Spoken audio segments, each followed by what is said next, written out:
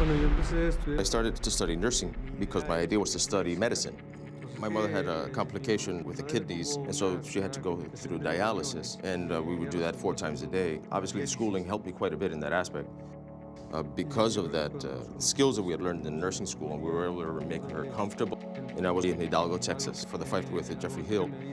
And then when I was told that my mother passed, we had to go back for the vigil, and then the burial the next day, and then after that, we returned to Hidalgo for the fight. I was very happy in that I was able to help my mother in her last days. You know, the passing of my mother is something that I always carry with me and something that has always given me resolve.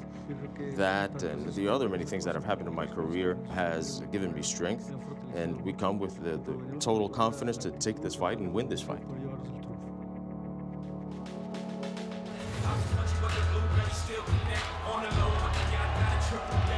And the crowd readies now for the walk-in of Marco Antonio Rubio. Roy Jones, a couple of years ago, Rubio went the 12-round distance with Julio Cesar Chavez Jr. Does that suggest in any way that he might be qualified to stretch Gennady Golovkin out and go the distance? Now, that does not say that. I mean, he did go 12 rounds with Chavez, but Chavez is not quite as a vicious puncher in the early rounds as is Gennady Golovkin. Rubio is, though, doing better as his career goes on in these fights where he enters as an underdog. He was destroyed by Kelly Pavlik, who may be the best fighter he's fought so far. But he did better against Chavez Jr. and against Lemieux, he actually pulled off the upset. So whether it's because the opponents are slightly worse in these underdog scenarios or whether he's getting better, he is faring better in these scenarios. And now as Rubio gets into the ring and you take a look at his most significant past fights, we turn our attention to Triple G. Gennady Golovkin, rapidly gaining recognition as among the best of the best in this sport. His ascension to the top is the realization of big dreams, dreams supported and nurtured by the unique relationship he shares with his fraternal twin brother, Max.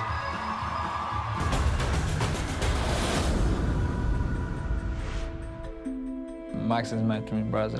22 years ago, my first time I went to a boxing gym with my brother. They trained amongst other young men that were in the neighborhood, you know, they're just friends, so it made it fun for them. We just fight as kids, yeah. Sometimes in home, in the street, yeah. Max and Gennady were very competitive when they were younger, so it was easy to excel at what they were doing. Gennady, I think, had the more fire in his belly for it. Several times we were in the same competition, but we never fought each other. Either my brother or myself would decide that we quit, we will not fight each other. Right now he's my second trainer. Max is a very integral part of our camp. More than anything, it's the fact that he knows Gennady better than anybody else does. I'm just staying next to my brother and maybe helping him psychologically be ready. I feel this is my role in this training camp. Max is with us all the time, leading up to the fight, in the training and in the tactic and in the corner. Obviously, I will be giving instructions, and Max will be also giving instructions at different times just to make sure that we all see what we're supposed to be seeing for Gennady's benefit.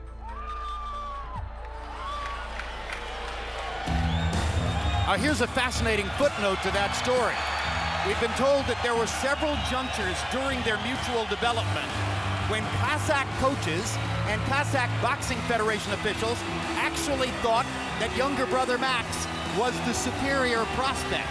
However, ultimately, it became clear that Max was going to defer to older brother, even though older brother is only 15 minutes older, showing you, Roy Jones, what a strong cultural trait that is in Eastern Europe. Yes, very strong cultural trait. Back in the early biblical times, the older brother always had first dibs on everything. So the older brother automatically was the boss. In this case, they adhered to the same thing, the same concept.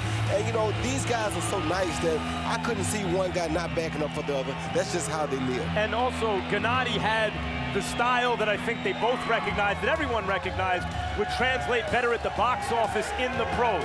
Max was apparently a more technical fighter than Gennady, and Gennady was more aggressive.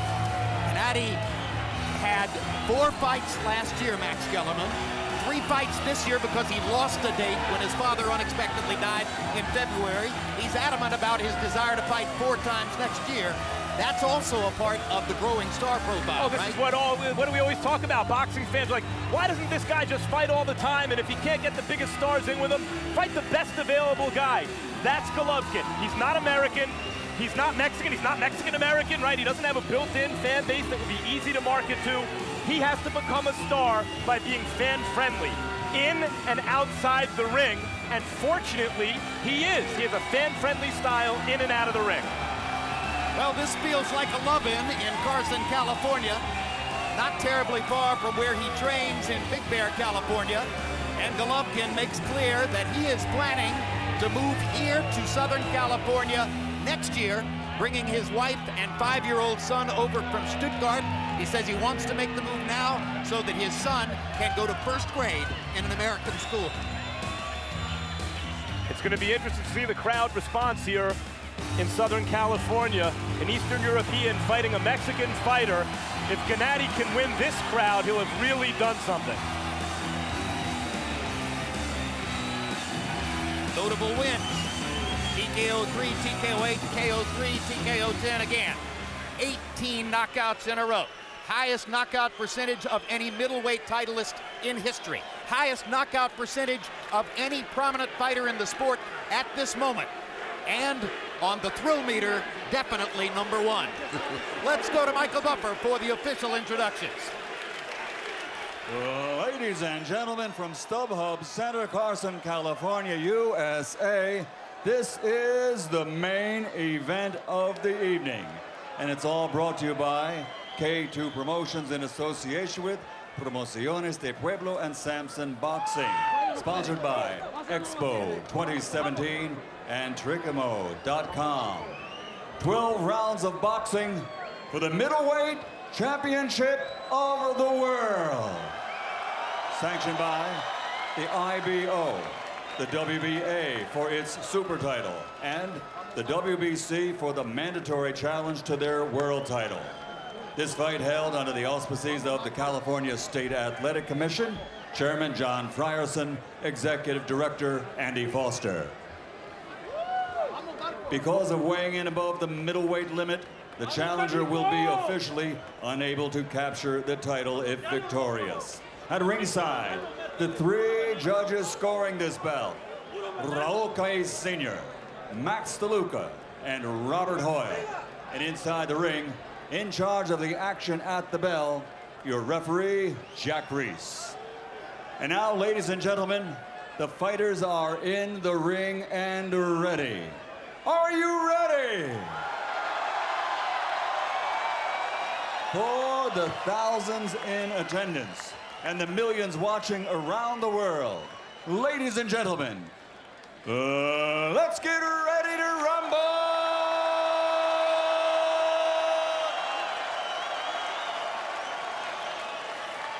Fighting out of the blue corner with his trainer Robert Garcia wearing black and officially weighing in at 161 3/4 pounds. His professional record, an outstanding one, consisting of 59 victories, including 52 wins by knockout, with 6 defeats and 1 draw. From Torreón, Coahuila, Mexico, the former WBF Super Middleweight World Champion and former WBC Interim World Champion, El Veneno, Marco Antonio Rubio.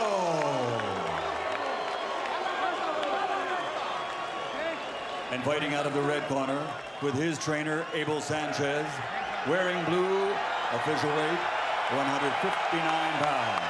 Since capturing an Olympic medal, he has a perfect professional record. 30 fights, 30 victories, including 27 KOs, with 17 consecutive KOs to date. His 90% knockout ratio, the highest in middleweight champions history.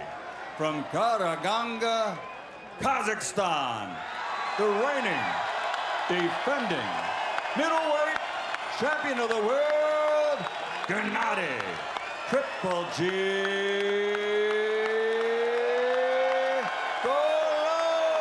Golovkin.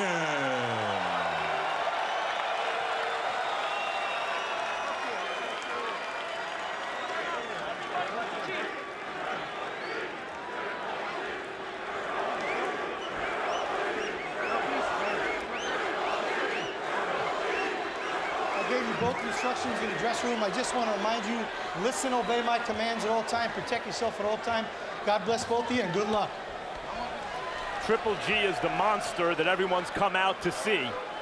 So far, against second-tier opposition, the best guys that would get in the ring with him, he's either met expectations or exceeded them every time out. You ready?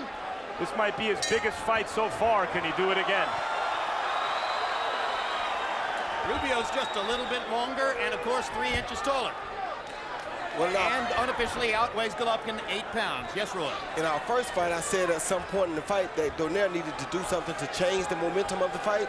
Rubio has to do something immediately to change the tempo of the fight. Meaning land something significant. To get some respect, because if he doesn't, Gennady Golovkin will walk right through you. Rubio can punch, and he's experienced. Everybody talks about Golovkin's power punching. He lands more jabs per round than any top fighter in the sport. An average of 11 jabs landed per round. Fighters throw a lot of jabs, generally don't land them at a very high percentage. His body punching has also been known to be devastating. He also keeps his chin tucked well, controls distance well, cuts the ring well. 350 amateur fights, 30 pro fights, never knocked down. Very economical, a guy that doesn't waste a lot of punches, and he's fighting this fight pretty smart from the start. He's standing right in, not wasting a lot of energy, because he knows that Rubio, with the experience factor, probably expects to take him the distance or try to get him in that deep water, which is what we call the late rounds. Rubio's landed a couple of pretty good shots. Backed Golovkin up at one point with a jab, lands a hard right to the body there. When Golovkin jabs, his right hand comes out a little bit too to catch a counter, and it's discouraging for his opponent. And there are 2 thudding right hands upstairs by Golovkin, the second of which backs Rubio up a couple steps. Good thing for Rubio was that he blocked both of them, and that's probably why he kept that weight advantage, so that he can withstand this type of an onslaught.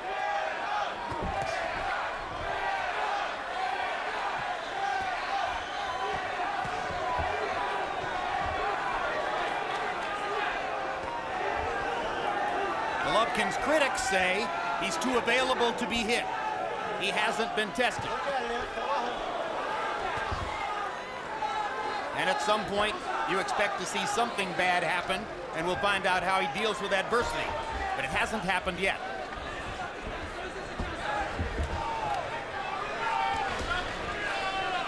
Let him go, fight out.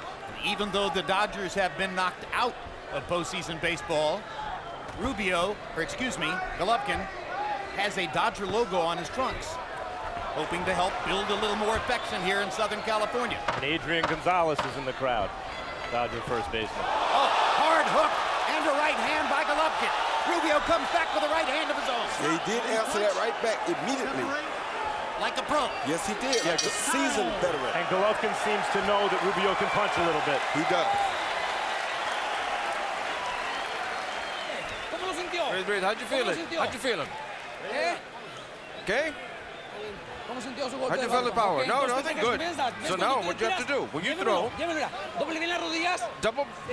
blend your knees. Now don't let him fake you. Don't let him fake you. Don't lead it up. Close it up when you're on the inside those punches. And push him back, send him back with those punches. Okay, we gotta be inside first. We got 3 or 4 rounds to practice and do the things we want to do. Right? Okay. Max.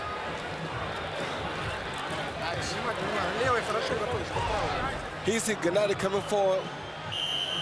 They exchange hooks, then he lands an overhand right, followed by another overhand right.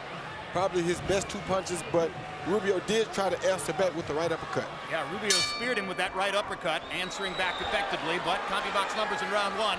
Golovkin 30 out of 71, Rubio 15 out of 59. GGG with a 16-10 edge in power shots. Good right hand from Rubio.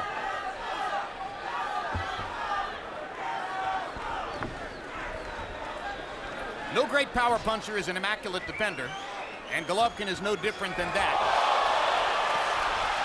So far, his chin has withstood everything, and right now he's getting to throw. But power shots at Rubio. He talks not only of his Mexican style, Golovkin, but of his predator instinct, and you can see it there. He's always looking to attack and to hurt. Rubio working to the body, getting in a couple of good shots. Golovkin comes back to the body and gets in a better shot. So they exchanged some really good body shots in that last exchange. Oh, good uppercut. Hard uppercut by Golovkin. Momentarily wobbled Rubio. Now he's got him pinned against the ropes. And see how he varies here. Predator at work. Down goes Rubio. Touch, touch, touch. Smash. Left hook smash. 7, 8, 9, 10. Second round knockout. He didn't make it up. Rubio is indicating that he didn't hear the count or that something happened to the back of his head, but it looked to me, Roy, like he'd had enough. He didn't want to get up. It had the feel of a short count, but it didn't look as though he was alert enough to get up. What did you say, Roy? Well, I thought he was alert enough. I just think he laid there thinking he had more time, and I don't think he had as much time as he thought that he had. Academic, really. Yes, it was only a matter of time. It's always just a matter of time. Second round knockout.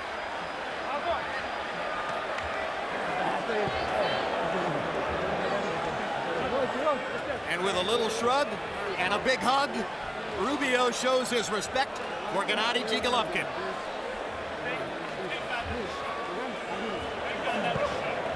Mexican style.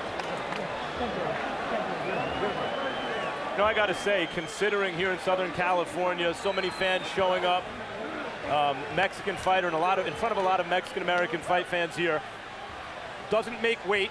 Rubio, real nice guy, a good career so far, doesn't make weight, doesn't fight back to the extent that maybe you thought he would, and seems to have been content to lay on the canvas once he was knocked down. A little bit surprising and less than perfectly satisfying. And suggests that he didn't really think he had a chance. He fought as though he thought he had a chance. He was firing right hands. Well, this uppercut right here, as you see from Triple G, a left hook to the head followed by a beautiful right uppercut, that will make you quickly realize that maybe you don't have a chance, and maybe you have stepped in a fire a little bit more hotter than you expected it to be. Followed by a beautiful body shot, then he continues the attack. But that right uppercut was a devastating shot, and then down he goes from the left hook. And maybe that is to Golovkin's credit that he could beat the fight out of a real fighter like Rubio seemingly so easily. And look at how he adjusted the arc on the left hook that's what Rubio to get said. it over Rubio's guard. He said he hit me in the top of the head. He sure did, and he seemed like he jammed your neck down to where your chin was supposed to be. And my goodness, what a power shot that guy can throw. Here's Michael Buffer with the official particulars on the knockout. He's looking at the replay and enjoying it just like us. Ladies and gentlemen, the end comes at 1 minute and 19 of round number 2.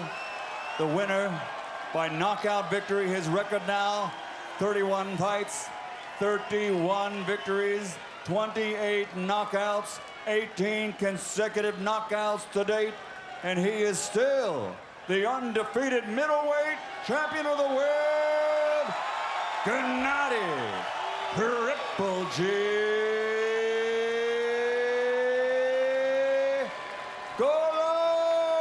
Golovkin. You know, Roy, this is very much like the early days of Mike Tyson. You're going to get your money's worth, but you got to get it in a hurry. It doesn't last long. Every time he steps in the ring, you better have your popcorn already gotten, have your sodas already ready, and you may have a mouthful of it because if you look down to take a bite or a drink, you might miss the fight. Final CompuBox numbers. Gennady Golovkin landing 45 out of 99. So he lands 24 more, he throws 23 more. He lands at a significantly higher connect percentage, and he destroys Rubio with power punches, just as he's done with every other opponent so far. Power shots. Power shots. Ah, there we go. Landed 28 to 13 for Rubio. through 54 to 40 for Rubio. Anytime a fighter lands at above 50% in the power punch category, he's almost certain to be the winner of the fight.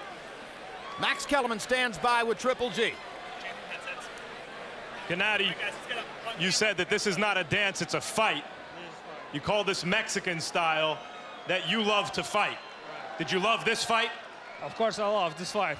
Max, give me a chance, just I take my fans. Thank you very much.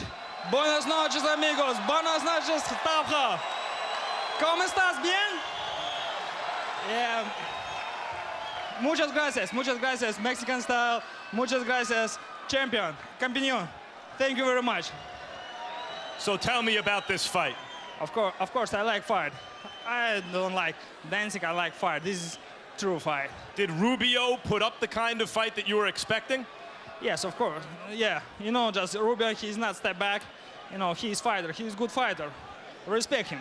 Did you think he was going to get up from that knockdown? You know, yeah, first time, I'm not very hard punch. Just throw him. I think he's get up. Okay, Gennady, we've seen you now destroy all the contender middleweights who are not elite middleweights. We know that you've wanted to fight an elite middleweight for a while now. What is the plan after this knockout? Max, look at me, I have 3 belts. You know, I'm saying here, I won't fight everybody. Just, I think next year, next fight, is pay-per-view fight with great champions. Meaning who? Doesn't matter. I think first, Miguel Cotto. Respect him, he's great champions, Miguel Cotto. The promotional issue with Canelo Alvarez, in terms of an impediment to making that fight, seems to be resolved. What about Canelo? Of course, I respect him, he's a good boy. You know, and Chavez Jr. too.